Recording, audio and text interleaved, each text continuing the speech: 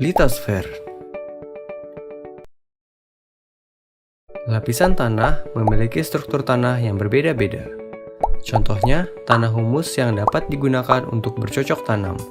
Pada bagian tengah, terdapat tanah dengan struktur yang lebih keras, dan pada lapisan selanjutnya tersusun dari bebatuan. Dengan demikian, tanah di bumi memiliki lapisan-lapisan tertentu dengan struktur tanah dan batuan yang berbeda. Litosfer adalah lapisan batuan yang ada di bumi.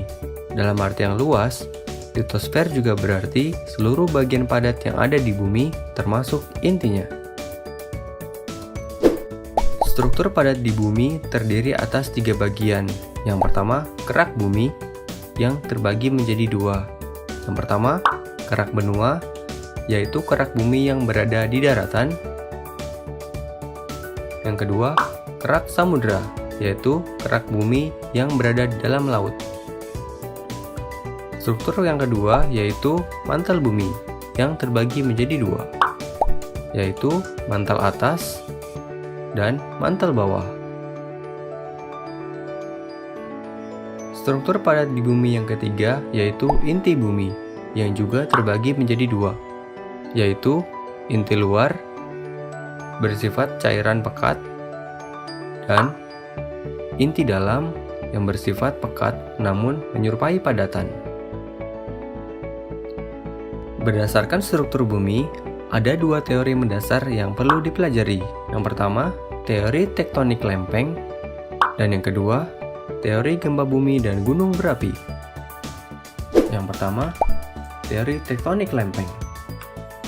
Berdasarkan teori ini, kerak bumi dan bagian atas dari mantel bumi terbagi menjadi beberapa bagian. Bagian ini disebut lempeng. Lempeng bersifat plastis dan dapat bergerak di lapisan ini. Ketika lempeng bergerak, akan terjadi interaksi saling menjauh dan memisah. Selain itu, lempeng juga bisa saling mendekat hingga terjadi tubrukan. Apabila 2 lempeng saling menjauh, lempeng tersebut bersifat divergen. Divergen ini akan mengakibatkan peristiwa patahan atau retakan.